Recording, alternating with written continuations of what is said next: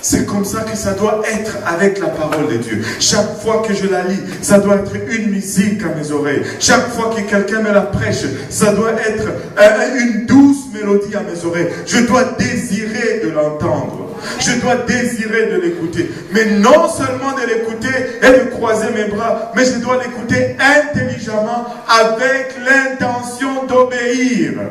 L'obéissance va produire une grosse délivrance dans nos vies. La plupart d'entre nous, certains d'entre nous, nous restons liés dans nos situations parce qu'il nous manque l'obéissance. Nous venons, nous crions, nous chantons, nous nous roulons à terre. Mais il n'y a pas un cri obéissant, un cœur obéissant à nous.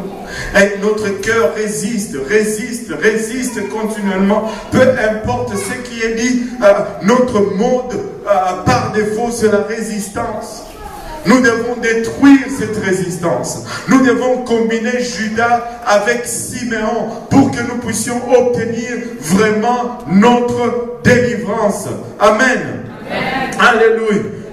Nous devons combiner Judas avec Siméon pour obtenir notre délivrance. Maintenant, regardez. On va lire Juges chapitre 6. Si nous lisons le livre des Juges, le livre des Juges, c'est vraiment une épopée sombre d'Israël. Suite à leur continue ou continuelle chute et rechute, chute et rechute. Je me rappellerai toujours de cette histoire. Ma fille était encore très petite, peut-être 2 ans. Et ma femme lui lisait la Bible chaque jour. Et à ce moment-là, ils sont arrivés dans la lecture, dans le livre des Juges. Et la phrase qui revenait souvent, and the people of Israel did evil and commit sin again before the Lord. Et là, ma pauvre petite fille, quand elle écoutait cela, elle disait, again, encore. C'était, en français, c'était, et le peuple d'Israël firent ce qui était mal aux yeux de l'Éternel.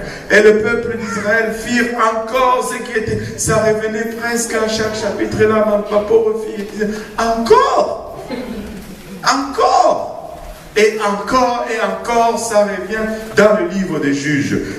Regardez, d'abord Juges 2, verset 16, l'Éternel suscita des juges, afin qu'ils délivrassent de la maison de ceux qui les pillaient. Qu'ils les délivrassent de la maison de ceux qui les pillaient. Leur continue tendance, leur continuelle tendance à s'éloigner de la voix de Dieu, à ne pas écouter à la voix de Dieu, à ne pas obéir à la voix de Dieu, faisait qu'ils se retrouvaient continuellement dans le lien. Et quand ils étaient dans ce lien, ils ne pouvaient plus se délivrer eux-mêmes. Il fallait que Dieu suscite un juge pour les délivrer de ceux qui les oppressaient. Écoutez, ce n'est pas drôle de vivre sous le joug d'un oppresseur. Je ne sais pas si vous avez vécu cela, mais moi j'ai vécu cela un peu quand j'étais petit chez nous. Tu vas à l'école, ton papa, enfin tes parents t'ont donné un morceau de pain avec de la margarine là-dessus. Déjà chez nous c'est un luxe. Mais il y a un des gars qui te prend ta tranche de pain. Et là, parce qu'il est plus fort que toi, tu ne peux rien. S'il a pitié de toi, il va te retourner un petit morceau. Ce n'est pas bon que de vivre sous le joug d'un oppresseur. Tu travailles et eux, ils viennent, ils prennent le fruit de ton travail. Mais il fallait que Dieu suscite un juge. Regardez ceci, Juge 6, verset 3. Quand Israël avait sémé, Madian montait avec Amalek et les fils de l'Orient, et il marchait contre lui ils campaient en face de lui, détruisaient les productions du pays jusque vers Gaza, et ne laissant en Israël ni vivres, ni brebis, ni bœufs, ni ânes, car ils montaient avec leurs troupeaux et leurs tentes. Ils arrivaient comme une multitude de sauterelles. Ils étaient innombrables, eux et leurs chameaux, et ils venaient dans le pays pour le ravager. Israël fut très malheureux à cause de Madian, et les enfants d'Israël crièrent à l'Éternel. Et les enfants d'Israël crièrent à l'Éternel. Oh, merci Seigneur pour un Dieu qui écoute à nos cris de détresse. Merci Seigneur pour un Dieu qui n'a pas des oreilles taillées avec un marteau et un ciseau à bois. Merci Seigneur pour un Dieu qui des fois s'épanche même vers nous. Tu sais, des fois nous nous retrouvons, nous nous sentons si bas, si profonds, si à terre, que nous n'avons même pas le courage de lever notre voix parce que nous ne sommes même pas sûrs que notre voix va atteindre là où il est. Mais laissez-moi vous dire, si votre voix ne porte pas assez pour l'atteindre, la Bible nous dit dans le psaume 40 qu'il s'incline vers nous. Il s'incline vers nous parce qu'il désire entendre nos cris. Il désire entendre les cris de détresse de son peuple. Et si nous levons notre voix et que nous crions à lui, il va entendre nos cris. Il va entendre nos cris. Il n'y a pas un murmure si faible. Plus le murmure est faible, plus le Seigneur va s'incliner et jusqu'à ce qu'il va être oreille collée sur ta bouche pour entendre ce que tu as à lui exprimer. Il est à l'écoute. Il est à l'écoute. Alléluia. Et après avoir crié au peuple, plutôt à l'Éternel, Juge 6, 12, l'ange de l'Éternel lui apparut et lui dit, l'Éternel est avec toi, vaillant héros. Là, dit qui? Moi? Ça c'est Gédéon. Ils étaient en train de se cacher. Quand ils entendaient le Madianite arriver, ils se cachaient. Mais un ange lui apparaît, il l'appelle vaillant héros. Quelqu'un qui se cachait de ses ennemis. L'ange l'appelle vaillant héros. Waouh! Laissez-moi vous dire une chose. Dieu ne nous regarde pas toujours de la même façon que nous nous regardons. Des fois, Dieu n'ose même pas nous regarder comme nous nous regardons nous-mêmes. Tu n'es pas n'importe qui. Aux yeux de Dieu, tu es une vaillante ou un vaillant héros. Aux yeux de Dieu, tu peux faire retentir le clairon et faire trembler le camp de l'ennemi. Aux yeux de Dieu, il y a du Judas en toi et il y a du Siméon en toi. Alléluia, tu peux le mettre à exécution. Alléluia, tu es un vaillant héros. Alléluia. Écoutez, Dieu lui dit, vaillant héros. Gédéon lui dit, ah, mon Seigneur, si l'Éternel est avec nous, pourquoi toutes ces choses nous sont-elles arrivées? Hein? Qui s'est déjà posé cette question? Ah, Dieu, pourquoi? Si vraiment là, pourquoi? Suis-je même sauvé même? Est-ce que même le Saint-Esprit que j'ai, est-ce que c'est vraiment vrai? Hein? Écoute, laisse-moi te dire que tu n'es pas le premier à poser cette question. Mais laisse-moi te dire aussi quelque part dans sa parole, il me dit ceci, lorsque je suis faible, c'est alors qu'il est fort. Alléluia. Alléluia. Alléluia. Pourquoi toutes ces choses nous sont-elles arrivées? Et où sont tous ces prodiges que nos pères nous racontent? Quand ils disent, l'Éternel ne nous a-t-il pas fait monter hors d'Égypte? Où sont toutes ces guérisons? Où sont tous ces miracles? Alléluia. Laisse-moi dire à quelqu'un, ouvre tes yeux et vois l'exploit que le Seigneur est en train d'accomplir. Il est en train d'écrire un livre d'histoire. L'Éternel est continuellement, je suis. Il est en train d'exécuter ses grandes œuvres parmi nous continuellement, jour après jour après jour. Alléluia. Alléluia. Maintenant l'Éternel nous abandonne et il nous livre entre les mains de Madian. L'Éternel se tourna vers lui et dit, Va avec cette force que tu as et délivre Israël de la main de Madian. N'est-ce pas moi qui t'envoie? Va avec cette force que je vais te donner.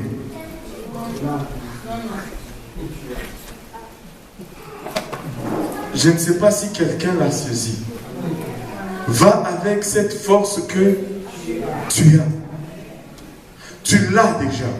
Regarde ton voisin, dis-lui, tu l'as. Regarde ton voisin, dis-lui, tu l'as.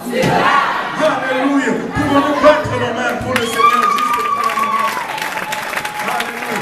Tu l'as. Tu l'as. Le combat peut être féroce. Le combat peut être acharné. Mais laisse-moi te dire une chose. Tiens-toi ferme. Tu l'as. Tiens-toi ferme.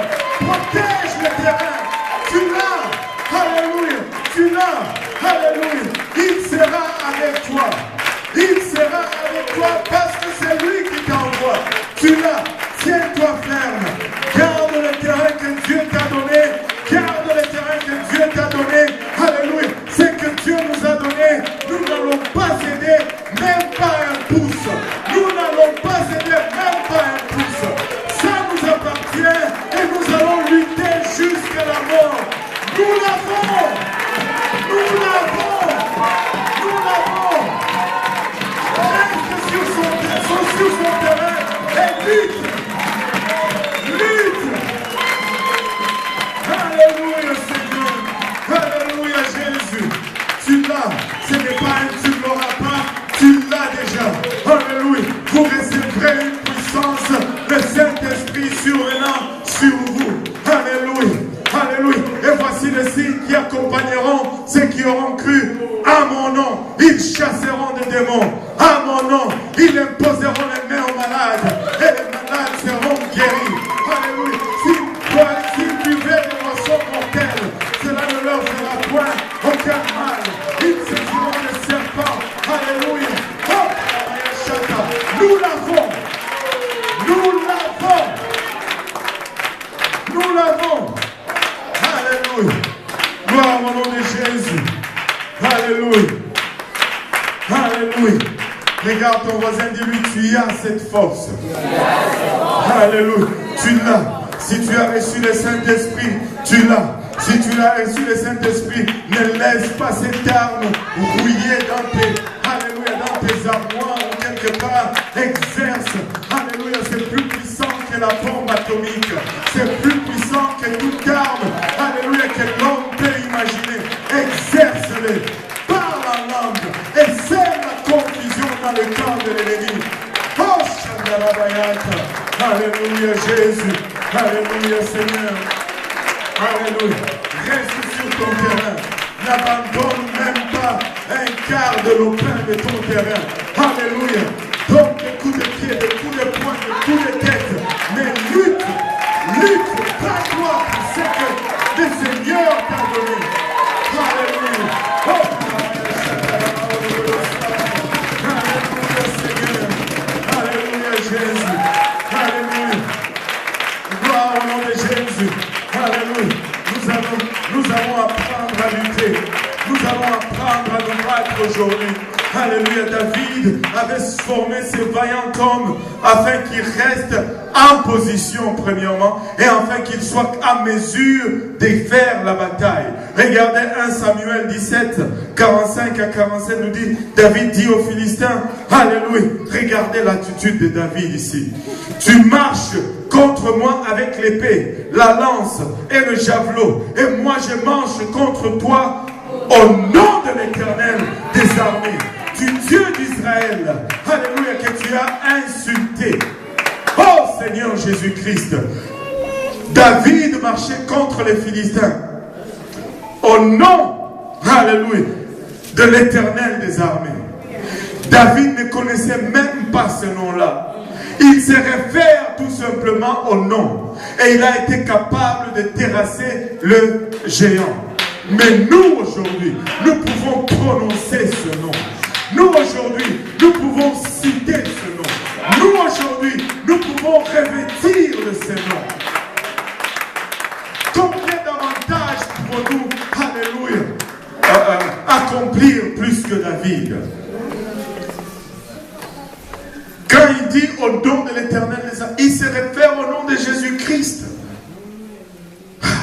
Si nous pourrions le dire, Jésus. Jésus. Avec autorité, Jésus. Jésus. Oh Seigneur, ça fait trembler l'enfer. Oh Seigneur. Aujourd'hui, l'Éternel te livrera entre mes mains.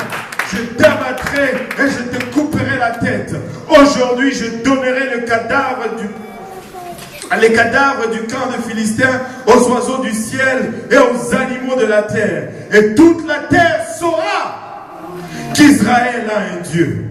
Oh Seigneur Jésus-Christ, tout Montréal saura, alléluia, que UPC a un Dieu. Tout Montréal saura, que nous servons un Dieu. Alléluia. Et toute cette multitude saura que ce n'est ni par l'épée, ni par la lance que l'Éternel sauve.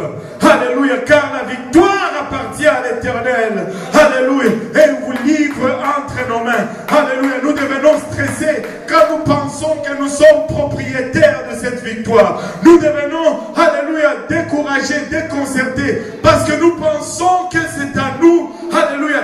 Non! La victoire est à l'Éternel. La victoire appartient à l'Éternel. Alléluia, nous ne sommes que le vase, le conduit par lequel Dieu manifeste cette victoire.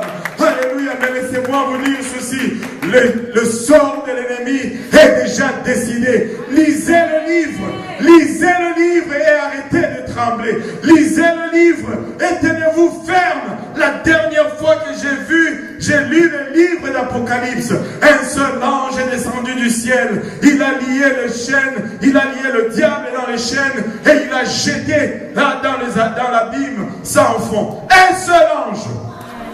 Un seul ange. Un seul ange était assez. Et aujourd'hui, nous avons, alléluia, de notre côté des milliards et des milliards d'anges. Qu'est-ce que tu crains? Qu'est-ce que tu crains? Un ange, on ne le nomme même pas. C'est probablement pas Gabriel ou Michael pour dire, oh, c'était un ange extra puissant. Non, juste un ange, point final. Moi, je crois que partout où je vais, il y a un ange de l'Éternel. Je n'ai rien à craindre. Je n'ai rien à craindre. Parce que l'ange de l'Éternel campe autour de ceux qui le craignent. Alléluia. Oh Seigneur Jésus-Christ, si tu vas craindre quelque chose, crains donc l'Éternel. Parce qu'en craignant l'Éternel, il y aura un ange autour de toi. Si tu crains le diable, tu es dans le beau drap. Oh Seigneur Jésus-Christ, David a formé ces gens pour qu'ils restent en position. Regardez, 1 Chronique 11, 12, 14. Après lui, Éléazar, fils de Dodo. Il s'appelle Dodo. La Chochite, ou la Coquite, je ne sais pas comment on le prononce. L'un des 3 guerriers. Il était avec David à Pas-Damim, où le Philistin s'était rassemblé pour combattre. Il avait là une pièce de terre remplie d'orge. Que tout le monde dise orge. Que tout le monde dise ma récolte. Et le peuple fuyait devant le Philistin. Le peuple fuyait. 1 Chronique 11, 12 à 14. Et le peuple fuyait devant le Philistin. Ils se placèrent au milieu du champ. Éléazar s'est tenu au milieu du champ. Oh, si quelqu'un pouvait sortir et se mettre juste au milieu du champ. Alors que tout le monde fuit, Éléazar est resté au milieu du champ. Ils se placèrent au milieu du champ, les protégèrent et battirent les Philistins, et l'Éternel opéra une grande délivrance. Alléluia. Sûrement Éléazar a regardé et dit, ça c'est ma sémence, ça c'est ma moisson, ça c'est ma récolte. S'ils prennent ma récolte, de quoi vais-je vivre anyway? si je vais mourir, autant mourir en défendant ma récolte. Et il était là, schling, en train de se battre. Arrière les Philistins, arrière les Philistins, arrière les Philistins. Et il a frappé, et l'Éternel a opéré une grande délivrance. Si tu veux que l'Éternel opère une grande délivrance, commence donc à lutter, commence donc à battre, commence à te battre, et tu verras que l'Éternel va accomplir une délivrance. Je vais me battre pour ma moisson. Je vais me battre pour chaque âme que j'ai amenée au Seigneur. C'est ma moisson, c'est ma récolte. Je vais me tenir dans la brèche pour chaque âme à qui j'ai enseigné une étude biblique. C'est ma moisson, diable, ne touche pas à ça. Oh Seigneur Jésus-Christ, si quelqu'un pouvait se fâcher, alléluia, contre l'ennemi, juste... Oh Seigneur Jésus-Christ, assez c'est assez. Assez c'est assez. Alléluia. 2 Samuel 23, 11 nous dit, après lui, Shama, fils d'Agé, Arar, le Philistin s'était rassemblé à l'Échi. Il y avait là une pièce de terre remplie de lentilles. Encore une fois, les lentilles. Alléluia. Encore une fois, une récolte. Que tout le monde dise ma récolte. Alléluia. C'est ma sémence, c'est ma moisson. Et le peuple fouillait encore une fois devant l'Éternel, devant les Philistins. Shama se plaça au milieu du champ, le protégea et battit le Philistin. Et l'Éternel opéra une grande délivrance. Il s'est tenu au milieu de ces lentilles. C'est peut-être juste des lentilles, mais moi j'ai besoin de manger mon riz collé. Alléluia. Et ça me prend mes lentilles. Je vais frapper, je vais swinguer. Alléluia. Ne touche rien parce que, écoutez, j'ai besoin de tout ce qui va dans mon ingrédient, dans ma recette. J'ai besoin de tout le monde. Alléluia. J'ai besoin de tout le monde. J'ai besoin que ça soit épicé, un peu de Samy, un peu de Douane, un peu d'Abou, un peu de Lila, un peu de Stéphane, un peu de ceci. Écoute, ne touche pas à ma récolte. Ne touche pas à ma récolte. Si tu touches à ma récolte, tu as affaire à moi. Si tu touches à ma récolte, je me tiens au milieu du champ. Oh, si quelqu'un pouvait se tenir au milieu de son champ avec moi et chasser le Philistin, chasser l'ennemi. Alléluia. Tous ces hommes, alléluia, ont compris une chose dans le plan de Dieu. C'est que je dois lutter pour produire ma délivrance. C'est que je dois lutter pour produire ma délivrance. Tu vois peut-être mes lentilles, tu dis, oh, c'est juste des lentilles. Pardon, c'est peut-être juste des lentilles, mais ce sont mes lentilles. Ce sont mes lentilles. C'est peut-être juste un peu d'orge, mais c'est à moi et j'y tiens. C'est peut-être juste un groupe insignifiant, mais alléluia, du temps que le Seigneur m'a mis ici, je me tiens dans la brèche et il m'appartient. C'est peut-être juste une âme insignifiante. Alléluia. C'est peut-être même un enfant de 2 ans. Mais du temps que l'Éternel me l'a confié, je me tiens ici. Alléluia, il est à moi. Oh, Kalamaya. Alléluia, Seigneur. Alléluia, Jésus. Alléluia. Éphésiens 6 nous dit au verset 10, au reste fortifiez-vous dans le Seigneur et par sa force tout puissante revêtez-vous de toutes les armes de Dieu afin de pouvoir tenir ferme. Que tout le monde dise tenir ferme. Contre les ruses du diable, car nous n'avons pas à lutter contre la chair et les sangs, mais contre les dominations, contre les autorités, contre les princes de ce monde des ténèbres, contre les esprits méchants dans les lieux célestes. C'est pourquoi prenez toutes les armes de Dieu, toutes les armes de Dieu, afin de pouvoir résister dans les mauvais jours et tenir ferme. Que tout le monde dise encore tenir ferme. Après avoir tout surmonté, après avoir tout surmonté, il faut néanmoins tenir ferme. Alléluia. Alléluia. Tenez donc ferme. Regarde ton voisin, dis-lui tiens ferme. Tiens ferme. Alléluia. Tenez donc ferme. Ayez à vos reins la vérité pour ceinture.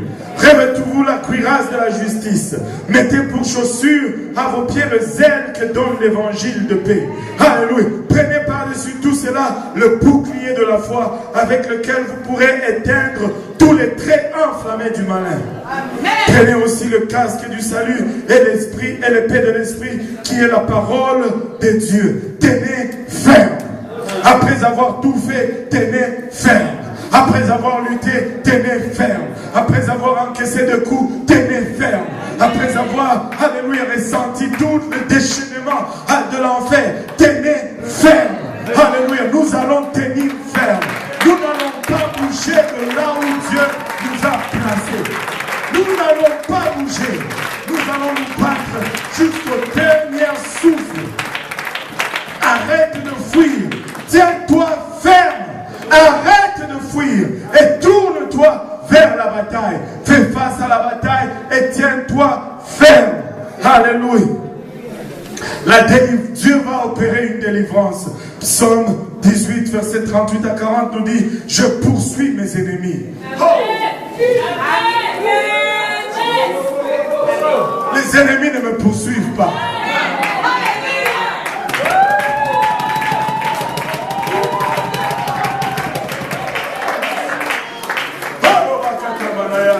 Alléluia. Tu vois ça et là, tu entends les chrétiens dire: oh, le diable est après moi, le diable est après moi. Non, le diable n'est pas après moi. Je suis après le diable. Je suis après le diable. Alléluia. Entre lui et moi, il n'y a pas de drapeau blanc. On ne lève pas de drapeau blanc. Il n'y a pas de négociation de paix. Il n'y a pas de parole ou de blablabla. L'ONU, ça n'existe pas dans le spirituel. C'est la guerre à en finir. Ou c'est lui qui finit, ou c'est nous qui finit. Mais écoutez, plus grand est celui qui est en nous que celui qui est dans le monde. Alléluia. Hey, hey, alléluia. Je poursuis mes ennemis. Je dois faire face à la bataille. Ne fuis pas. Fais fuir tes ennemis. Je les atteins. Et je ne reviens pas avant de les avoir anéantis. Ça, c'est une autre chose que nous devons apprendre. Ne faites pas les choses à moitié. Ne jouez pas avec cela, s'il vous plaît. Dieu te dit: débarrasse d'une chose. N'en garde pas les sous-produits. Débarrasse tout. Parce que quand tu laisses un petit, il va se relever. Amen. Il faut les exterminer. Il faut tuer tous les Amalécites. Amen.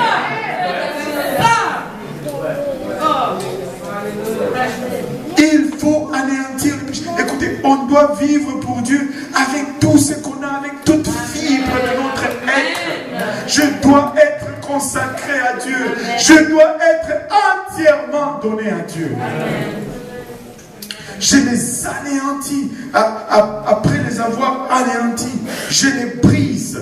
Et ils ne peuvent se relever. Il n'y a pas de pitié pour le diable. Il n'a pas de compassion pour nous. Et nous n'avons pas de compassion pour lui. Il tombe sous mes pieds. Tu me sers de force pour le combat. Tu fais plier sous moi mes adversaires. Jésus. Jésus. La délivrance va venir à ceux qui luttent. Si tu luttes, tu vas avoir délivrance. Mais si tu ne luttes pas, tu n'auras jamais délivrance. Écoutez, nous ne sommes pas juste un